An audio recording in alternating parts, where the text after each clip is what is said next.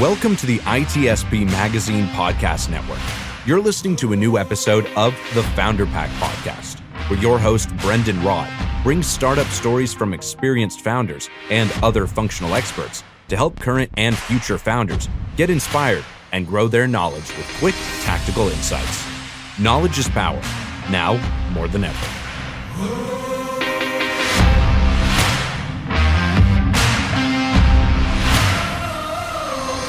Hey Aaron, welcome to the show. Hey Brendon, thanks for having me. Thanks for joining me today. How is your week going so far? Fast and furious. Just how we like it, right? Yep. So what's going on in your world? What are you working on? Anything you think other founders would benefit from hearing? Well, probably like most founders, I'm just heads down on sales to close out the year. Hard to believe that there's just not much time left in 2022, depending upon when this airs. So just on the grind, trying to book every demo, every sales call, every nook and cranny to finish the year strong. Anything you've uncovered doing founder-led sales? Any insights, change in the market, talk tracks that you've found to be more successful? Oh man, I wish I had the needle in the haystack on that, or the golden egg.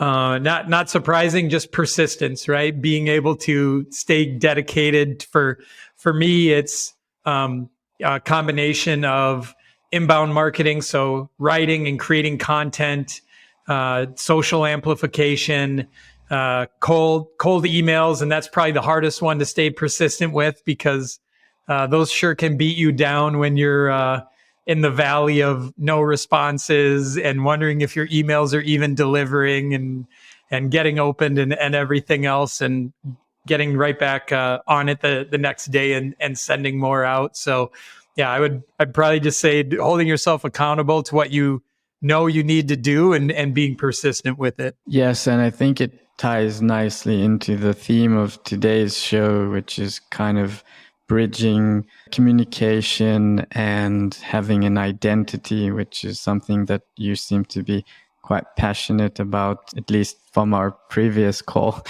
But coming back to that outbound approach and the sales piece, what are customers responsive to? What seems to be working well in today's day and age with cold outreach, trying to get people's attention? Yeah, and what a difficult thing it is, because depending upon the industry and the roles you're reaching out to, they might be being bombarded by cold email. One of the things that I'm lucky to be able to do that's a little bit different, our product, Leadferno, one of our main focuses is conversion from website visitors to leads. And we do this by placing buttons on your website. Most people be familiar with these, like live chat buttons, but ours are to prompt text messages as well as other conversion elements.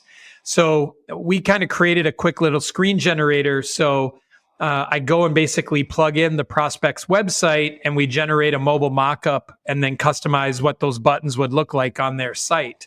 So when I'm doing my first cold outreach, I'm including an image of our text and conversion buttons on their site. So we're giving them something that already allows them to picture themselves using our product. And there's a lot of products that just, they're not even going to have that opportunity. But if you're able to, right, and you can include something like, here's data about you, or here's here's how we could impact you, and you can hand something tangible or visual over instead of just the normal, you have this problem, here's what we do. I feel like that has definitely been a benefit for us in our cold outreach. So, maybe just looking and addressing what is unique about our product and how can we deliver some of that uniqueness in our very first cold email outreach. to get them interested or to get them to reply, and use that to your advantage. No, I love that. Like more show versus tell. People are kind of getting bored to death with these death by PowerPoint and, long, boring emails, or like just book a time with me, schedule some time with me without providing any value. So I really like your approach, and I think it can definitely be replicated into other industries and products for sure.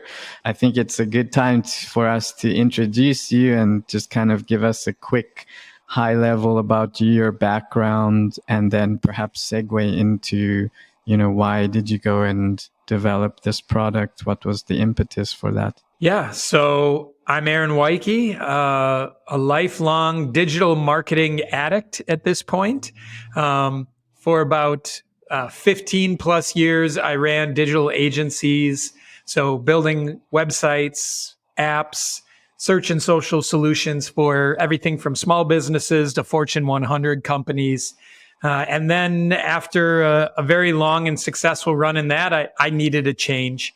And I got really lucky, fortunate.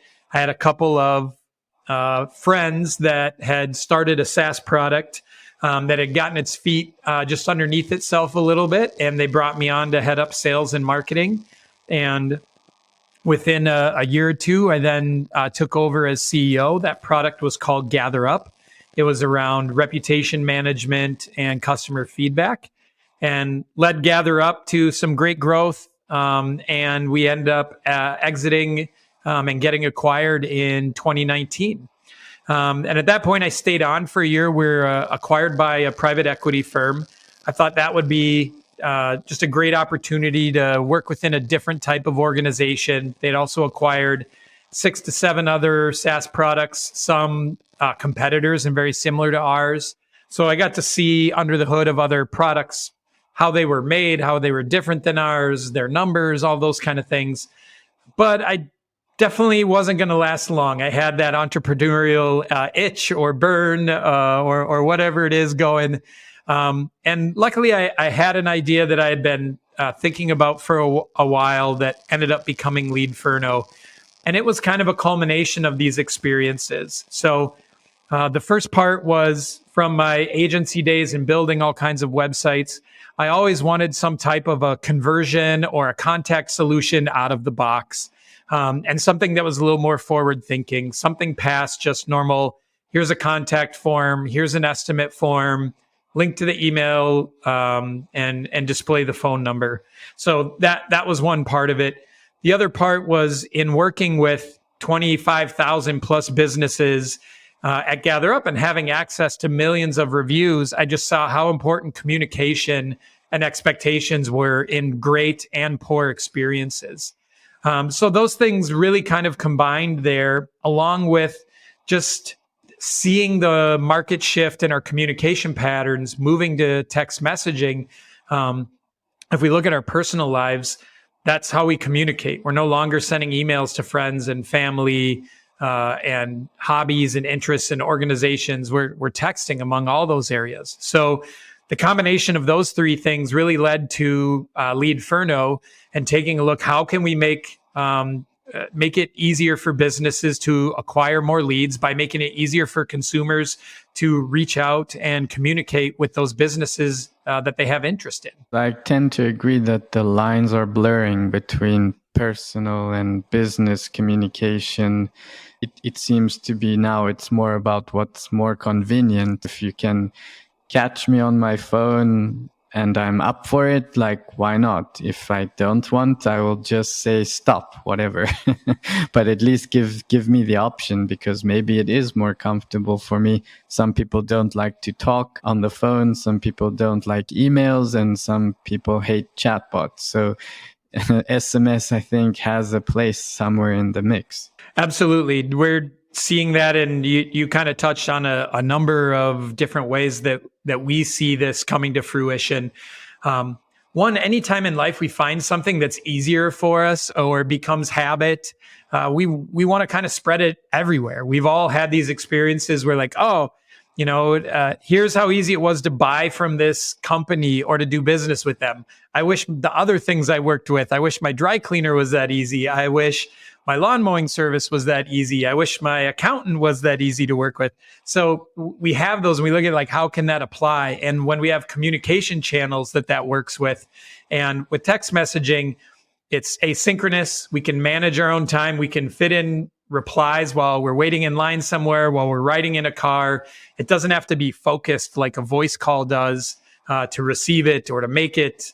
And it takes out all of these other things of the pain of trading voicemails, searching for something in your email inbox that is buried, that you get all kinds of other marketing emails about and everything else. So all of those things really combine and make texting a great, well-opened, well-read, easy to communicate, super easy to manage. You get a notification when there's a reply, and I'm already doing all of my other personal communication in it. So all of those things really combine to make it a very productive communication channel for the consumer and for the business as well when you do the right things with it. And I'm all for meeting customers where they're at. If that's where they are, if that's what they want, then why not meet them there? And like you said, it's about not just having great products, but also having great buying experiences. Because if yours sucks and your competitors is great, you could have the inferior product, but the buying experience may be what sets you apart and causes you to lose that business. And it's a great segue to move into the topic at hand and theme of the show, why it's important to have a company identity. So could you give us the high level of what does it mean to have a company identity? What is it and why is it important? Yeah, so for me now in my second SaaS business, the first one, we were kind of early to market, but then it became extremely competitive with all kinds of, whether you want to call them, copycats. The market demand was there, just a lot of evolution. And it went from just knowing a couple of competitors to dozens and, weekly finding out about a new competitor being out in the reputation space. And the same with this one, like to some degree, the text messaging space has had solutions in it for a number of years. And so what I think is really important for SaaS founders is to really be honest with yourself and embrace your self-awareness and understand, like, how is your product truly unique? How are you going to concentrate on that uniqueness to your product decisions, to your positioning, to how you market and how you sell?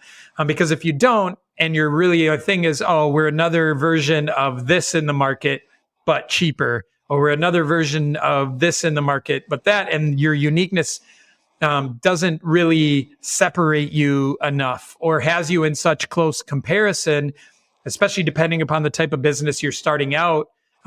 If you're bootstrapped or you don't have the marketing spend or the brand awareness, things like that, it's going to take you a really long time to chisel away.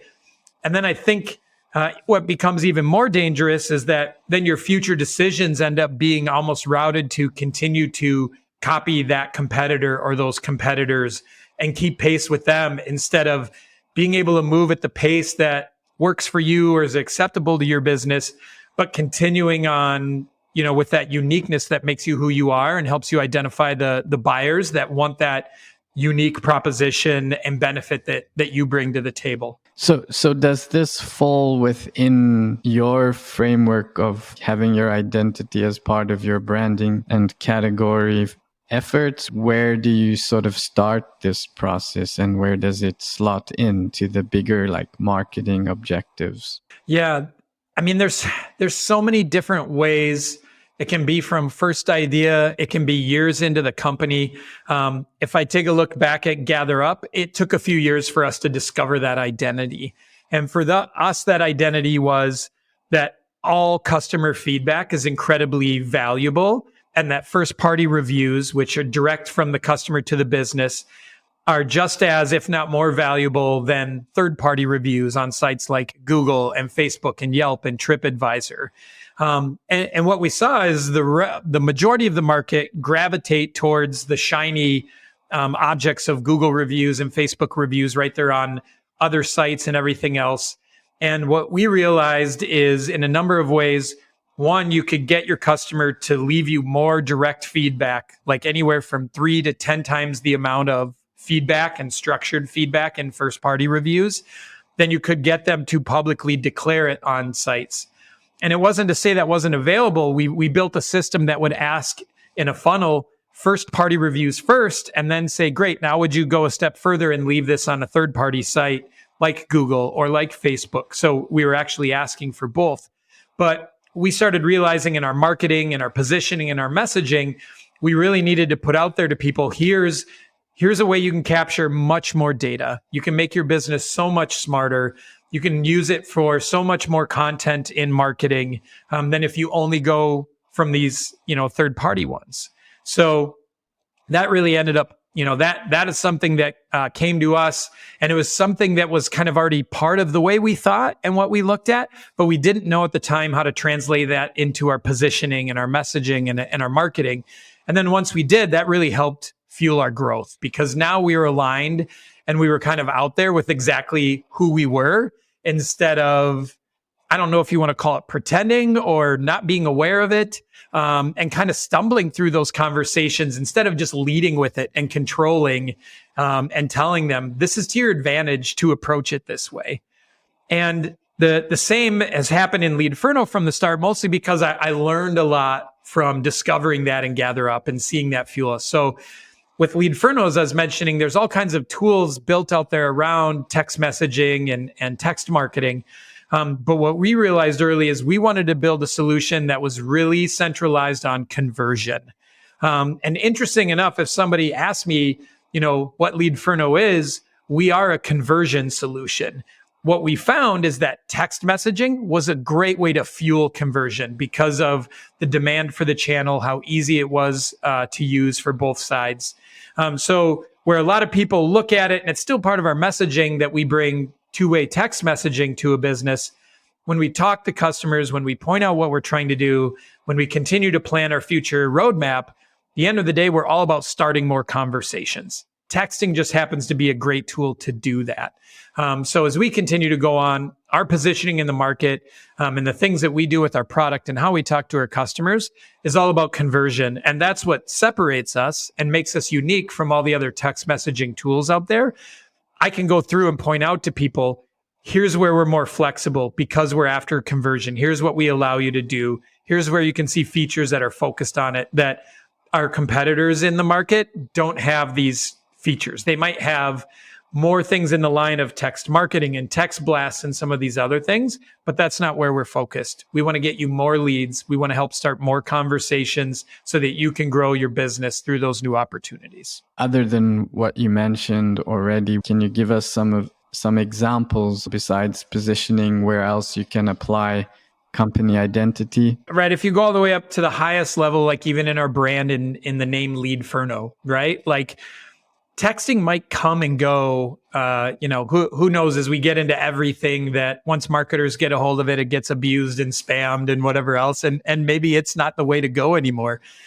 So our brand identity is around lead, right? Leadferno, we're implying that leads, hot leads, lots of leads, an inferno of leads is what you're getting after. So right from the start, text isn't in our name.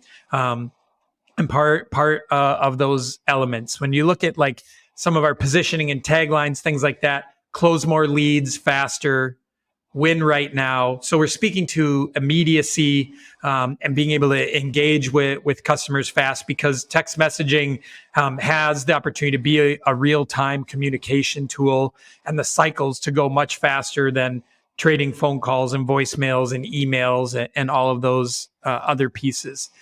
And then when we get into like the features and the positioning, it shows up there too, again, that we're speaking towards those things. So like our buttons that we place on the website, that's called our lead box. And even though texting is one of the main options in there, we're one of the few tools that allows you to place other calls to action as well. So you can put your phone number and call tracking in there so they can click to call out of our lead box. They can click to email you. They can click to visit a contact form or an estimate form. You can link like your Calendly or an appointment booking service into it, and you can book a call or a meeting out of it. So at the end of the day, we see it like we're placing these floating buttons on every page, every screen that your user's on. Let's give them a group of your top options. And kind of as you mentioned before, like power of choice, that those options is something that fuels conversion. So now we're saying, all right, your ability to start asking us questions to choose if you want to work with us, it can start a number of ways. You can choose the one you have the most trust or you like the most or you're most comfortable with, instead of us saying, this is the only way. You have to fill out this form, and that's the only way to work with us. And you have to answer these 18 questions, and that's the only way to work with us. So yeah, to me, it really kind of bleeds down through all of those areas, from the brand, your messaging, and then obviously how you educate. And I'm big on content marketing and education-based sales. And so it's just really helping people embrace and understand how much conversion can help their business, and then putting on equal ground how much texting can help conversion. The part that I like, which is incorporating your own language around your identity, brand, and category, if it's applicable, using your own language and your verbiage. I think that has some powerful subconscious effects, and it can also be done in a fun, playful way in your copywriting. If you're a company that can be playful, it just depends on what industry you're in, of course. Yep. Do you have like a framework of how you go about building out a company identity? Where do you start with building this? Yeah, boy, I definitely don't have an exact framework yet. It's something, it's one of those, probably some of that just kind of comes easy to me and how I think about it and approach it. But I can definitely say, like, here's some things that came to mind for me for people to watch out for that I've seen that initially I had a problem with, and I saw other partners that I've had have problems with this. And that's, as founders, when you're selling and when you get no's, and a lot of times when you hear why they said no, and they say, they went with a competitor, we always have this look of looking at competitors, and because it has a label and it can be like put together tightly, we always look at that like, oh, they have their stuff together, right? Like, this customer said they're not going with me, they're going with them. And so the first inclination for a lot of people is like, I need to be more like them. People keep saying this feature or this thing or this product, and so I need to be more like that, even if it's like might go completely against a uniqueness that you feel or that that you just even haven't manifested yet, right? And maybe, that's another important point in it, is like, take a look at how you think about your product, what you have to say, what you want it to be, all those things. And like, are you manifesting it the right way? Are you putting it out there? Are you putting it into writing and positioning it and doing all those things? But that pitfall you have to watch out for is you have all these other market forces that are telling you should be something else a lot of times. Very rarely do you get the feedback like, oh, you're so great in what you're doing, right? That would strengthen your fortitude to like have those battles, stay consistent, because you might be teaching people a lot on how you're unique. Whatever that uniqueness is, you might need to like help them build up value in it, and understand what that uniqueness is. But I do also see, no matter what it is, people can have a lot of respect for you for being able to be dedicated to that uniqueness as well. As long as it isn't completely away and you don't have product market fit with that uniqueness, and you're nowhere tied in. But I find when you embrace it and you think about it, and how can we represent that uniqueness more in every aspect, instead of just being fine with, like I said, those, all those but statements, where this company but this, or where this competitor but that. I just don't think those are going to get you far enough when people are looking to make product choices, and stay with you, and even understand in the future where you're going to continue to go. They're going to know what to expect from you when they understand what that uniqueness is, and how ingrained it is into your business. So yeah, maybe someday, maybe that'll be after this company. I'll get to work on the framework, and here's how to do it. But I think some of the advice I just passed along is like, be super self-aware how you're thinking about it. Try to get that out in the open and start getting it into writing, written form, things like that. Build up a confidence so that you're not constantly chasing all of your competitors and thinking you need to be like them to win against them. And then just once you understand it, just really embrace it. Don't hold back from it. Make decisions with that uniqueness and with that awareness in mind. Could you elaborate a bit when you say people want you to be like this? Are you referring to investors, customers, or both? Yeah, it could be investors. I'm speaking more on the customer side, but it's really just kind of human nature, right? When we see something else and it's already wrapped up in a brand and has marketing and has a feature set and all these things, like it's a known commodity. It's something that we understand. And when something else isn't there yet and we kind of have to put in work to understand what it is or to get the right frame around it or to wrap it up in the right way, we always want to go to, so it's just like this, but for that, or it's just like this, but just a little bit different, right? We go to what's known because that seems like such an easy common ground to establish with it. And with customers, a lot of times they can have that towards a product and they just want it to do like, one more thing, or I want it to be a little cheaper. I think I like most of the things about that product because it's just easy for them to surmise, or it's like the only thing that they've been exposed to, right? And when it's the only thing they've been exposed to, they're just tied into what that process looks like and what that tool put out. And so that can become very difficult because when it's all you know, then that's where your expectation sits. And then you really have to realize, okay, to break people out of that, I really need to understand how we're different, what our uniqueness is, how to teach them that uniqueness matters if they come to the table not understanding how much that matters with it, and try to erode a little bit of what their perceived conceptions are about that product or about that experience or about how they want it to work. So it's definitely not easy, but once you catch gear with it, there's definitely a lot of flywheel elements to it. It's an interesting discussion because I'm not sure if it's sometimes the fact that customers want to consolidate and have everything in one solution, or if it's not understanding or not believing in your solution being the better approach to the old way, like you have the old way and the new way. Yeah, no, definitely. I think that's always out there and always on people's minds. And yeah, your buyers or prospects come to the table with these different angles. Some are looking for, right, efficiency is the most important thing to them. Others are, right, results or sales growth.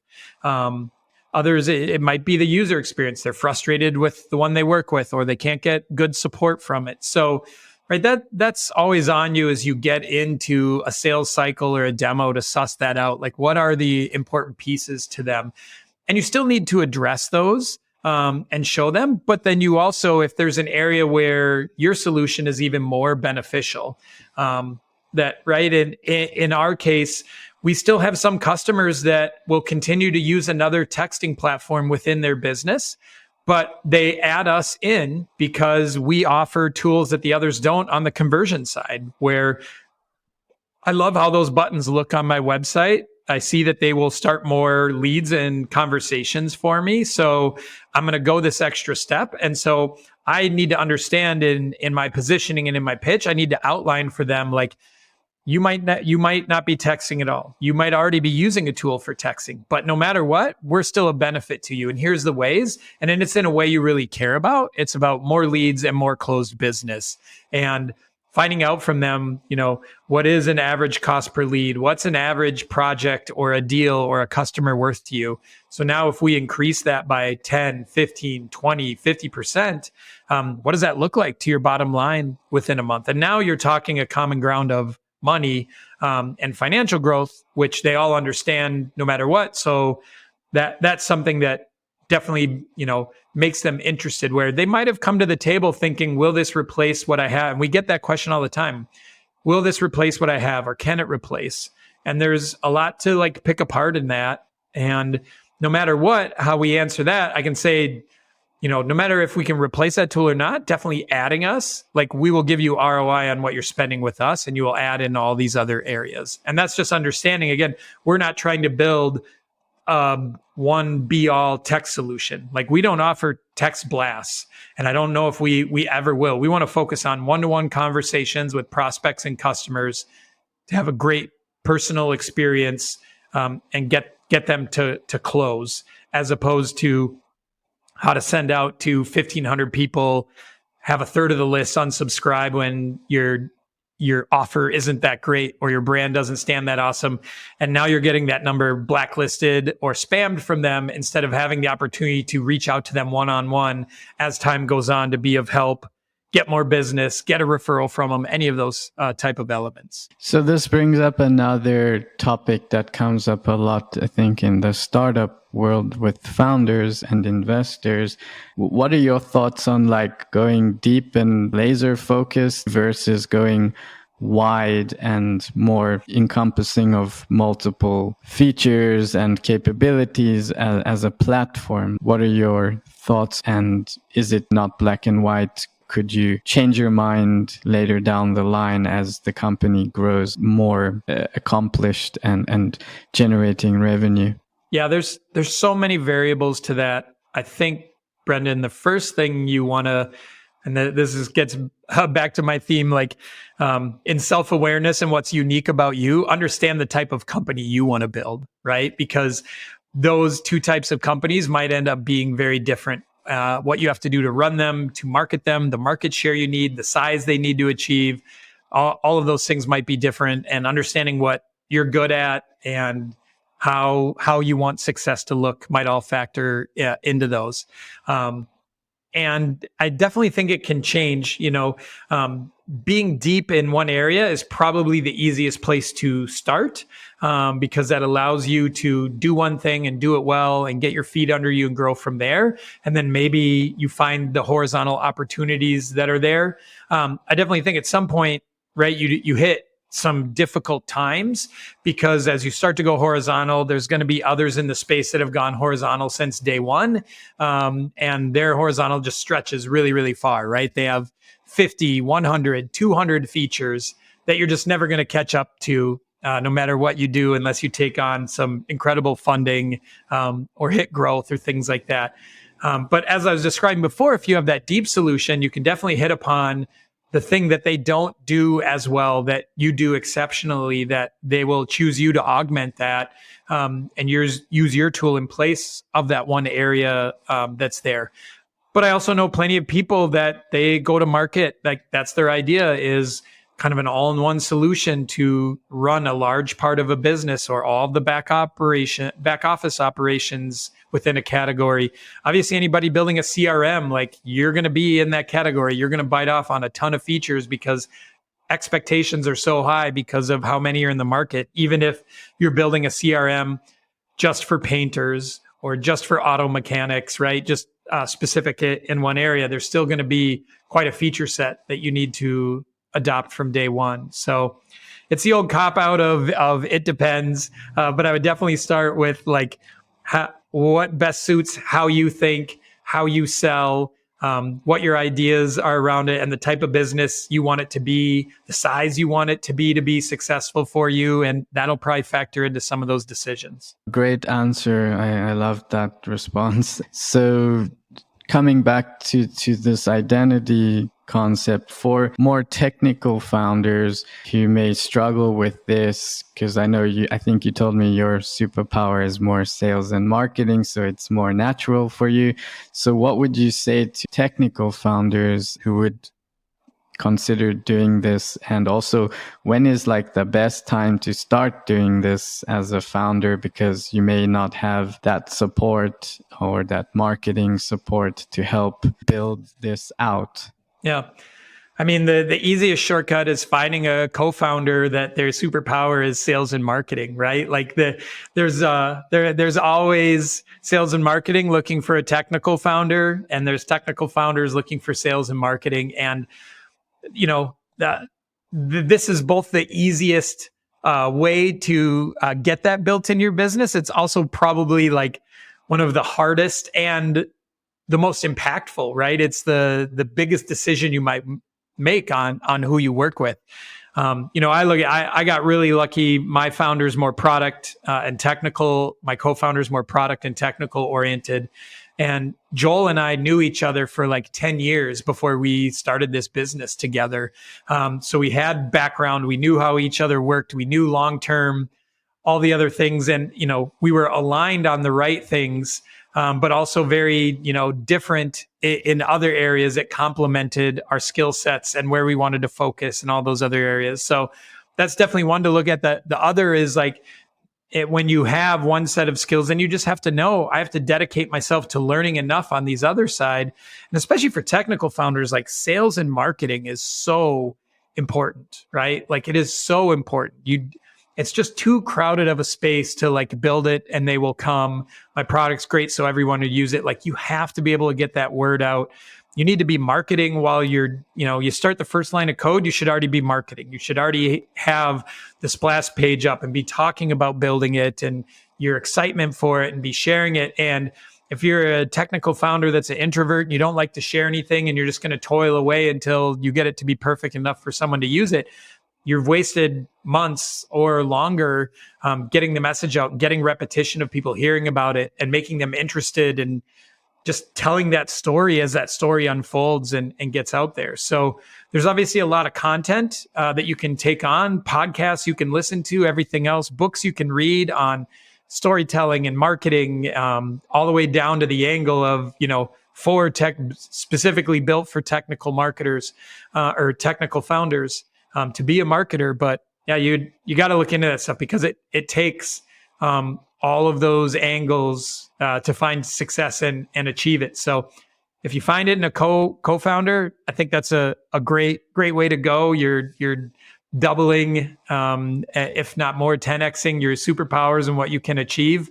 But if you have to learn it and make it happen for yourself, like find resources, hold yourself accountable, be persistent and consistent with it, and learn the things that you can do well and keep pushing yourself to add to those skill sets because you're going to need them. Yeah, you hit on some great points there. This has been a great conversation. I really learned a lot. So thank you so much. Before we wrap up here today, is there anything else you'd like to share with our audience? I'm a very social person on Twitter. So if you want to follow me at Aaron Weiche on Twitter, I engage a lot there. Obviously, if you have any interest in acquiring more leads for your business, we have software companies that use Leadferno as well. We use it. We text and answer customers' questions, and they can directly book demos through our lead box. So leadferno.com is where you can go, and you can start texting with us to see what it's like for a user experience. So easy to use our product to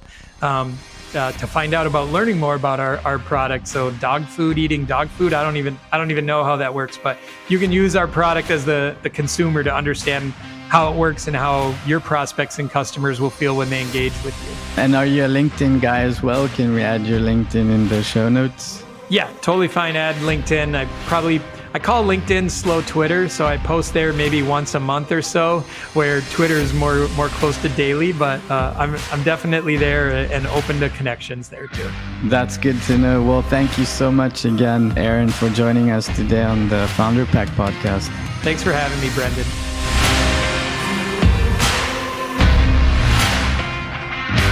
We hope you enjoyed this episode of the Founder Pack podcast with Brendon Rod, part of the ITSP Magazine Podcast Network.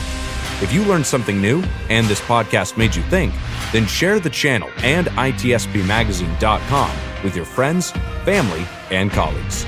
If you represent a company and wish to associate your brand with our conversations, sponsor one or more of our podcast channels.